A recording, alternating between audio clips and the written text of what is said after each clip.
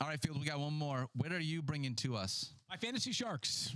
Apparently, you guys weren't going big enough because I am seeking $10 million in exchange for a rule. Yeah, that's pennies for you three. I'm seeking $10 million in exchange for a rule that could save leagues everywhere during bye-maggedon. Okay. I'm all Rule ears. is as follows.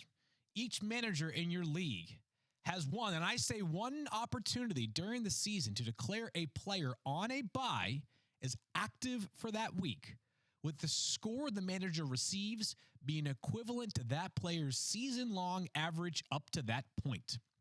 A bit of context here. In Week 14, the final regular season week, for most fantasy football leagues, there are a total of 6 teams on a bye, including the high-scoring Baltimore Ravens and Houston Texans. And maybe you have some interest in some other teams on a bye that week as well, more specifically to a few players like the Denver Broncos or the New England Patriots or the Washington Commanders.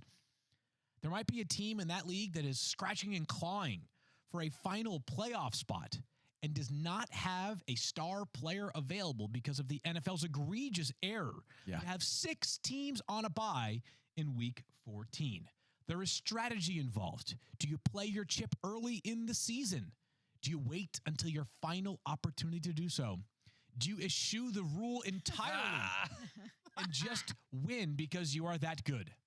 Sharks, I'm not asking for much, simply $10 million.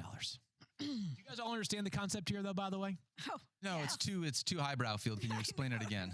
Well, just to make sure people get it. So, like, let's just say I think Christian McCaffrey and the Niners are off in, like, Week 10. Yes. You get one time. It's one time only. So let's say, hey, Not Week one 10, time per player, like one time in the entire season. season. Right? Yep. And so Christian McCaffrey's off in Week 10, and you're sitting there and you're like, well, I have bad running back depth. He's on a bye. I'm going to play CMC, who up to that point is averaging 22.1 points.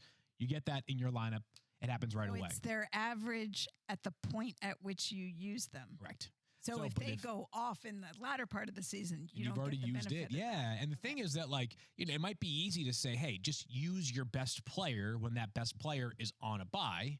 If your best player is a quarterback, you already have a pretty good quarterback behind him. It might be that Christian McCaffrey's on a bye in which you are a strong team and you're playing the worst team in the league that week, right? Or conversely, you might say, I'm keeping the powder dry because in Week 14, I've got 3 players on a bye and I don't feel good about my potential replacements and I want to save that for when I'm in. I hate the idea of having 6 teams on a bye. That's the big reason why I wanted to present this to the table. Right. And I think that I get it. Everybody knows the buys are coming. I have also been consistent in my stance that when I'm drafting in August, I don't worry about buys. I figure it out later. But if you agree to this in advance, it does not merely benefit people that are going to be bothered by that Week 14 bye, but people that could be bothered by a bye at a different point of a season, or a team just like hits the skids because of multiple injuries and have a chance in a different week. It has to be the same position. So if I'm in Week 14, I have a wide receiver on a bye. Yes. I don't get to You don't get to put Christian McCaffrey in Christian McCaffrey average. Well, that's where the flex. Oh, hopefully you can do a little. I think it should be. I will specifically define it as the player being slotted into his single position at one spot, not a flex spot. You can't move Christian McCaffrey into flex because you've got capable running backs and wide receivers. And you've been starting him as a running back as your RB1 anyway. Yep. So wherever you've been starting him. Trying to save all the commissioners out there who will have to answer these questions if this rule goes into effect. This is very interesting to me because I do think that we all feel like since the NFL added another game, it messed with our fantasy end of regular season and playoffs. And it hasn't ever really been fixed because we love being able to get one more NFL game, but it certainly throws a massive monkey wrench into our end of season plan. So I like trying to find a way, Field, that you can mitigate some of this like risk, I guess, that happens here. We're mitigating the NFL's mistake. It's a mistake by the NFL. It just is. As a matter of fact, if I were to pull players anonymously, my bet is they would prefer not to have their bye in Week 14. Oh, it's the last bye week. Yeah. These guys are freaking toast by then. I think most players would prefer a bye week somewhere between like Week 7 and Week 12. And I get it. The NFL wants no teams on a bye during Thanksgiving week. There is a way to work around this. There are 32 teams. Do the math. You split it up more evenly.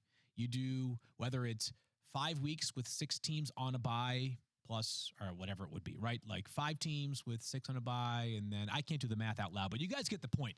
make it more equally distributed and have it clustered more closely to the middle of the season. Agreed. I'm with you on that.